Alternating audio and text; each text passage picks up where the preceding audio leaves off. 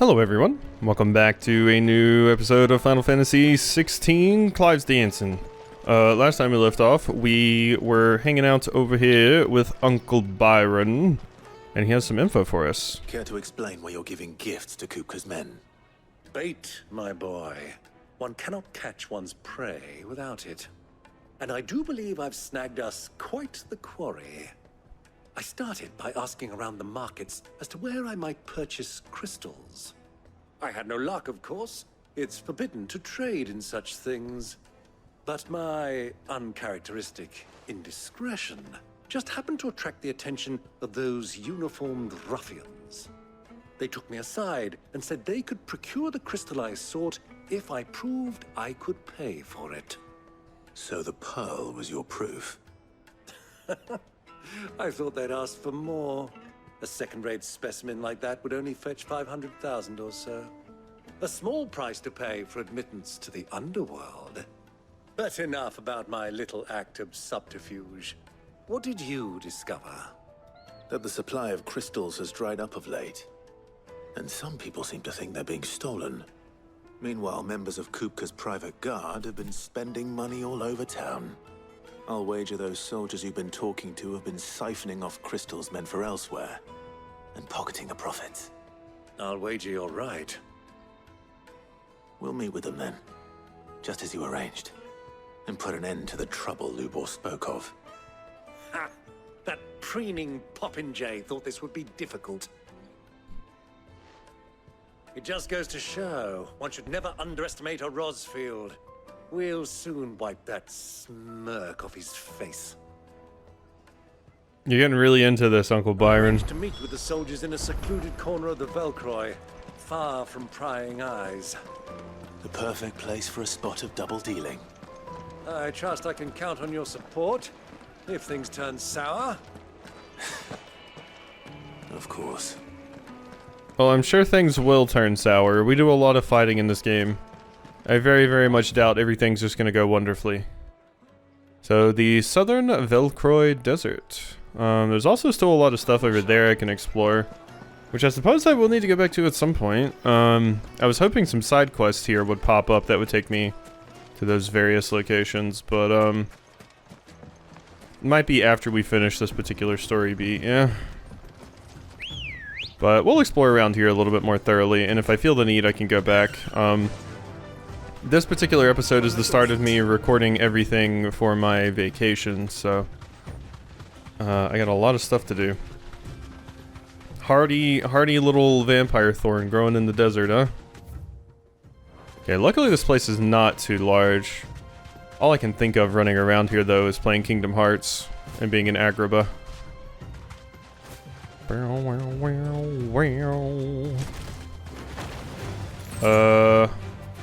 Antares? I should probably fight some of these. I've never fought them before. So, hello. I mean, I fought your... I guess they would be part of the same family. The weird, like, little crab scorpion things that I've been seeing in other places, and these being actual scorpions. Come here, you. Look at you, Uncle Byron.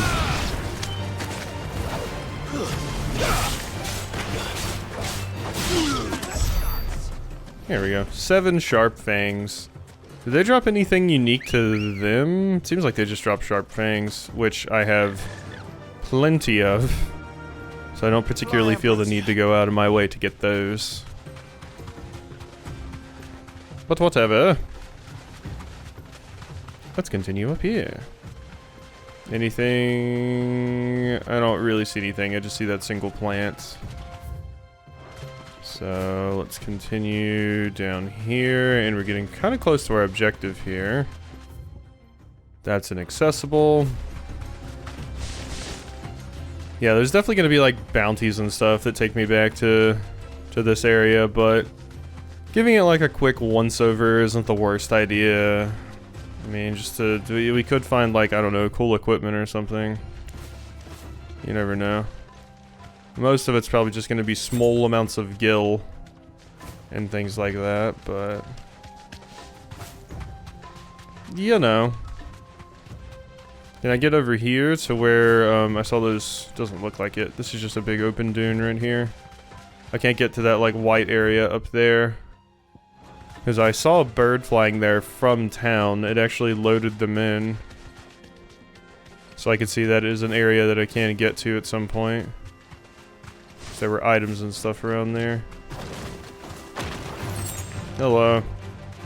Don't particularly care to be fighting you. Alright, yeah. We can go ahead and just get out of here now. Sounds good to me. Of course, I could fight some of these. I guess I do need to fight at least one of all of them to get, like, the compendium entries, right? Saying compendium, that's what it's called in Tears of the Kingdom, so that would not be right. Bloodfang. Yeah, I mean, you're a unique thing. I don't want to, like, stop doing all optional battles. I mean, still need to do them sometimes. God, that magic charge really does fill up fast now. But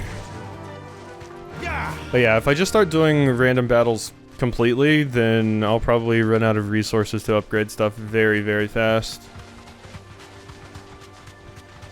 So, we still gotta do it sometimes, just not nearly as much as I was doing it earlier. Yellow.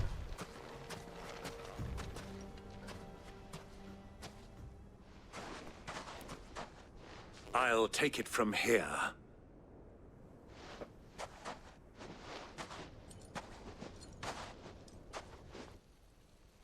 Alright, Byron, I'm sure everything's gonna go wonderfully.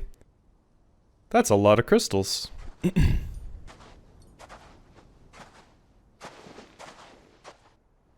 I was beginning to think you weren't coming, my lord. You've brought your contribution? All the silver and stones I could scrape together at such short notice? You brought the whole 500 talents. That was the price we agreed upon, yes?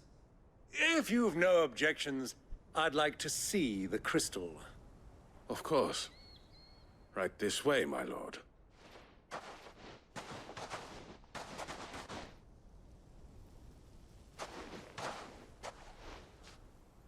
Not bad at all. You weren't lying about the clarity. But what of security? If I were to be stopped on the road, what guarantee have I that it wouldn't be seized as property of the Republic? Because these crystals are no longer the property of the Republic. You're not buying from us. You're buying from them. And we have no more jurisdiction here than you, my lord. But we have ships, and will gladly deliver to a port of your choosing, now that our price has been met. Royalists, eh? What brings you here? Why, to collect their share of Drake's Fang's blessing, of course. Our nations are allies, and so they are entitled to a portion of the Mother Crystal's bounty. And, being such good friends, we elected to increase that portion, and share the benefits. And now that these crystals are officially property of the Kingdom of Waloed, we are duty-bound not to interfere, no matter where they might happen to end up next. Did you get all that? They're in cahoots! So it would seem. My lord, what is the meaning of this? Double-crossing dogs. They're not here to do business. Kill them. Kill them both! Good luck. Hello. I'll just hit you with one of those real quick. Bye-bye, Men of the Rock. There we are. And I can go ahead and just drop one of these. I do need to try using the other things some. But we'll let them get juggled up there for a minute. I can just kind of pelt them with charge shots here.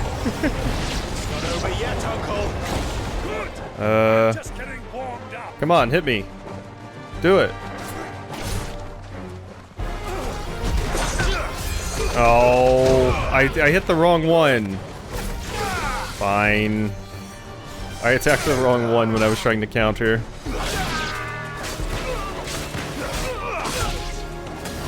Boom. Alrighty. You can go ahead and just get hit with one of those. I saw somebody doing healing. You're not allowed. Not you. It's you. Hello. You want to not do that, friends? There you go. Heal that. Ow, you little bastard. Uh-huh.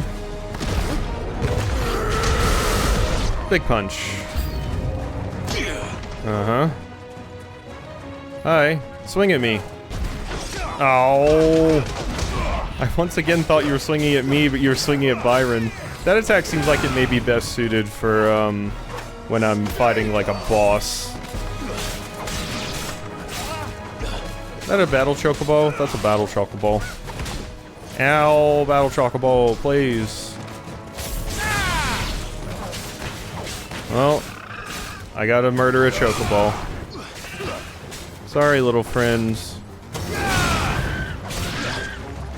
Ready? Enough. Enough. There we go.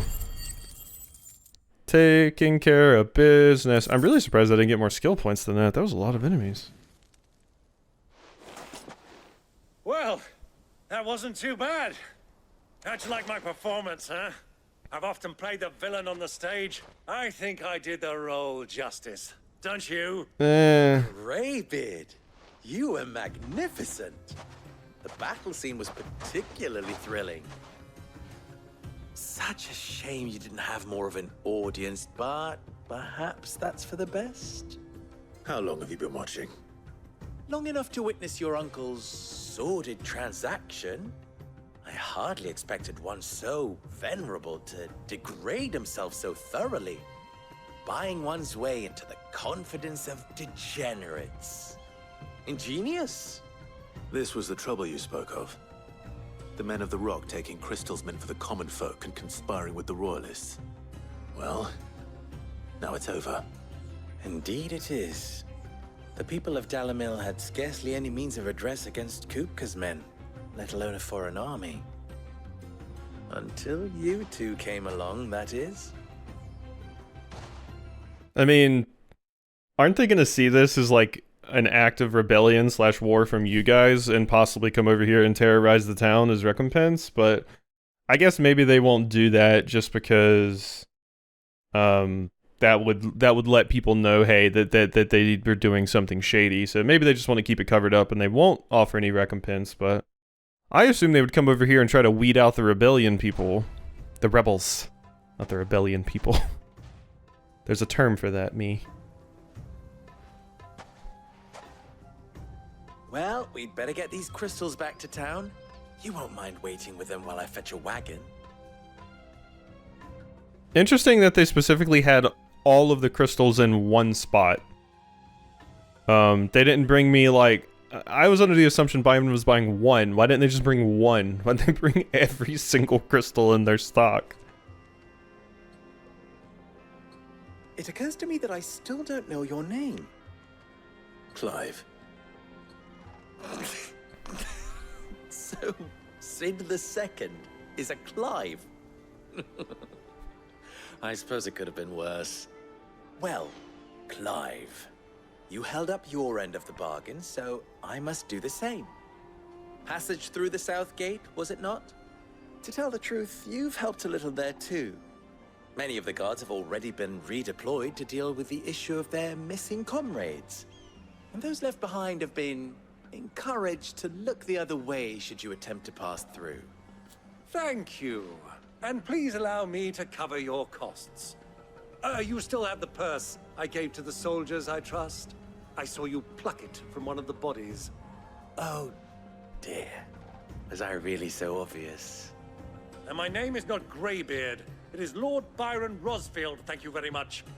No, thank you very much, Greybeard. I was wondering if we were going to get our money back. I mean, we killed the people that took it. Unless they sent it off somewhere, I mean, we could just pluck that right back. Double the... Ugh! Here, wear this. Oh, another pin for my battle vest? Yup. There we go. You accept the Desert Rose. Any friend of mine who sees you with it shall be a friend of yours. Thank you, Lubor. And please, feel free to send one of my Stoluses back to your people. Tell them that Rosina Dalamil is back in bed with Sid. Cool. We got a new ally. Pretty owl. Omia Lostelan. Tuisa Kelis. That's so cool.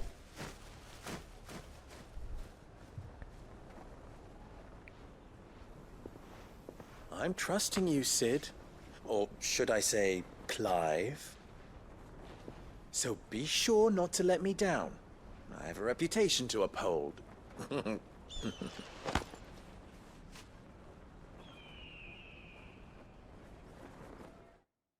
That eagle screech in the background. Well then, I wish you a safe journey south. Thank you. Not at all. It was my pleasure.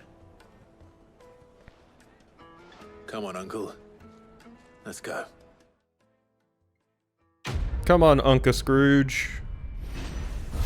Alright, let's get out of here. Got some more renown. And a meteorite. Just hand those out like candy, don't they? Alright, and we have some side quests to take care of. Specifically 2, it looks like. Clive, Ask about Lubor. you and I... Have more in common than you might think. Not only are we both masters of the blade, and devilishly handsome to boot, we are both the second people to bear our respective names. You didn't think Rosina Dalamil was my own invention, did you? It was the name of my master I inherited from her along with her title and her smithy. Ensuring that her name lived on was the least I could do after what she did for me. She plucked me from the streets and put my less than nimble fingers to work making blades instead of trumble. Alas. She was to leave my life as suddenly and unexpectedly as she entered it. Swore to follow in her footsteps that I might change others' lives as she had mine. It's why I keep her forge alive, why I played the Desert Hare, why I care for the orphans of Dalamil. Indeed, I had thought my obligation to Renz and Drika to be my most pressing concern. That is until the infamous Sid made a surprise reappearance. Rather muddied the waters. I suppose that's enough of me to go around, but do forgive me if the Desert Hare isn't always at your beck and call, won't you? Ours is a blessed corner of the Velcroy. A veritable oasis with clear running water and natural hot springs. I don't doubt that people have been gathering here since long before the founding of the Republic. Since it was founded, they've been gathering in even greater numbers to serve the needs of the miners who work at Drake's Fang and the soldiers who guard it. And serve them they did, lining their coffers far from the prying eyes and grasping fingers of the Republican excisemen.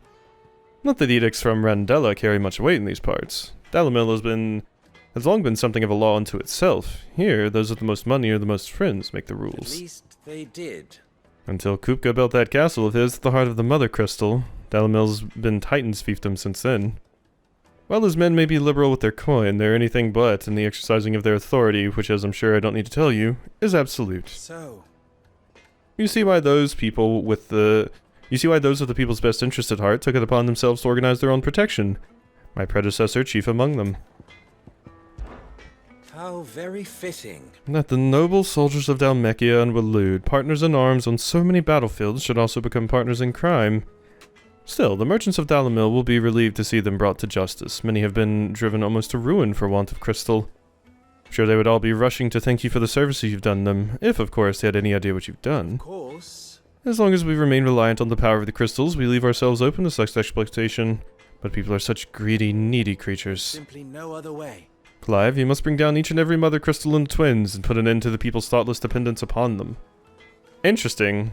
I mean, you seem to know about this more so than a lot of the other characters, because when Sid introduced the idea, he was like, there's going to be a lot of pushback. But you seem like someone that's just all about the idea already. Do try not to disappoint me. I still think you're hitting on me, Lubor. Farewell now. No, calling me devilishly handsome stuff. I've never even forged a butter knife before. Well, that sounds like a problem to be an apprentice smith. Ever forged a butter knife? Perhaps Forge Master Luber's having fun at my expense. I wouldn't put it past him. Neither would I. Oh, wait. Are you Clive? Sorry, my mind was elsewhere. I'm Sava, Master Luba's least accomplished apprentice. Soon to be former apprentice if I don't pass this test. Maybe I'm just not the resourceful type. People are buying up weapons faster than the Briar's Kiss can forge them, and here I am, unable to make a decent bit of kitchenware. He wants me to make a carving knife, one that embodies the spirit of Dalamil. Whatever that's supposed to mean. I don't suppose you have any idea what he's on about, do you? Oh, alright, that was kind of spooky. My OBS had an issue, but luckily I caught it basically as soon as it happened.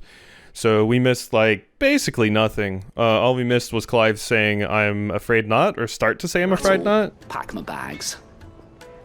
So yeah, we missed, like, basically nothing. I saw that shit immediately pop up. This is the benefit of my new recording setup. It's easier for me to see if there's ever any issues with OBS.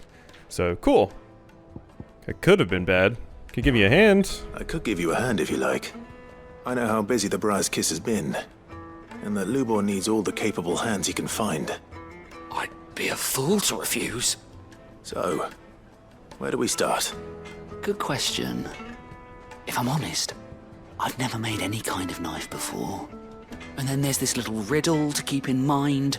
The spirit of Dalamil. Nothing is ever simple with that man. Do we have like a symbol or something? We'll be solving Lubor's puzzle. We need information.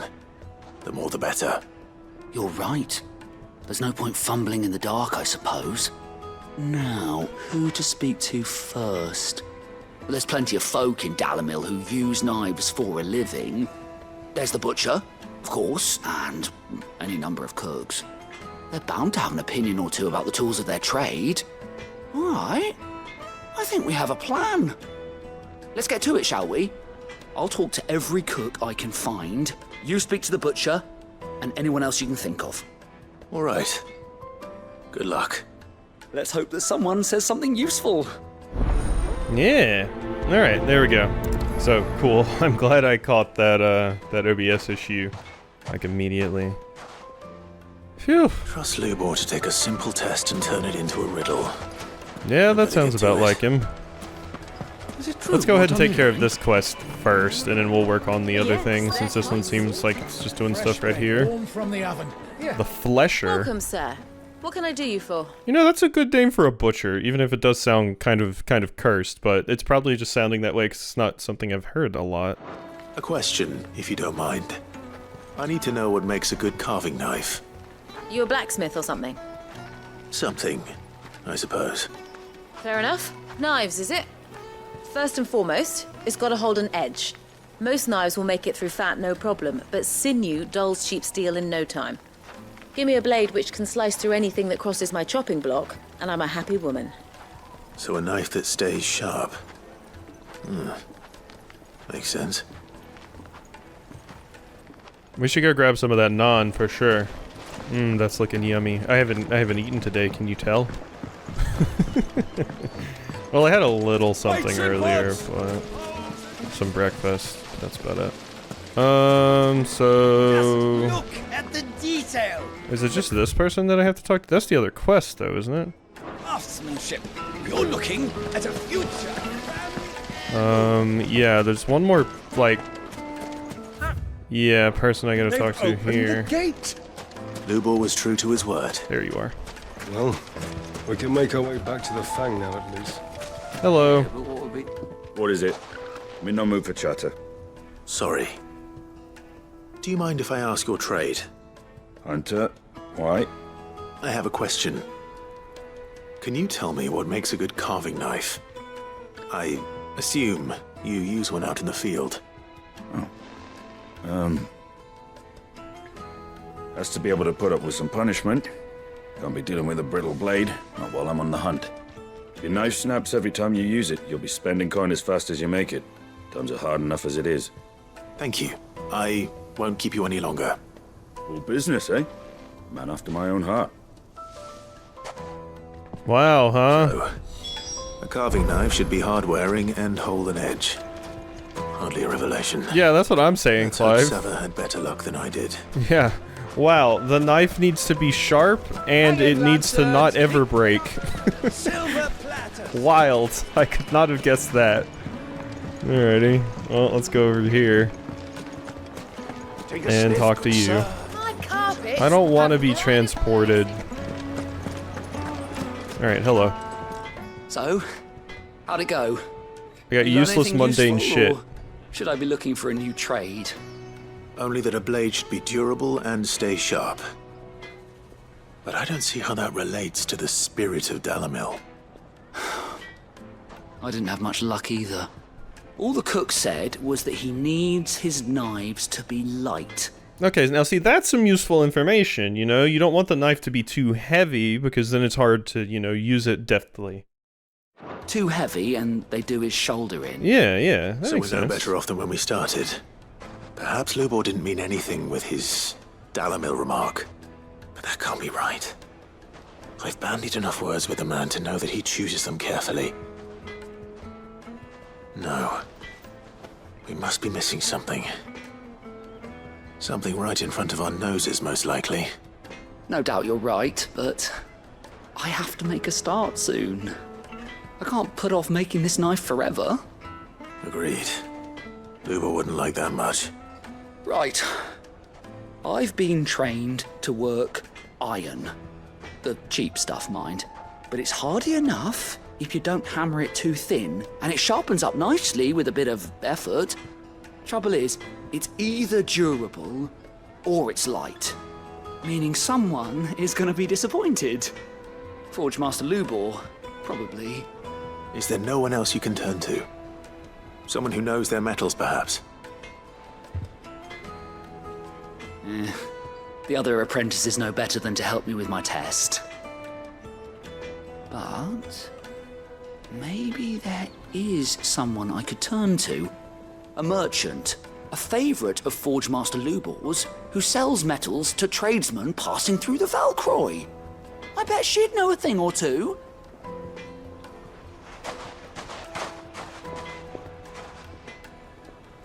No, are you gonna get, like, attacked while you're out there? And I'm gonna have to save you? Oh shit, I bet that's where this is going. Okay, well we should probably go ahead and accept the other quest too while we're over here then, if it's leading out of the town. I was thinking that this was mostly just gonna be limited over here. But, alright. I think we're gonna go ahead and end this episode off right here. Hope you've enjoyed, and I'll see you next time for some more.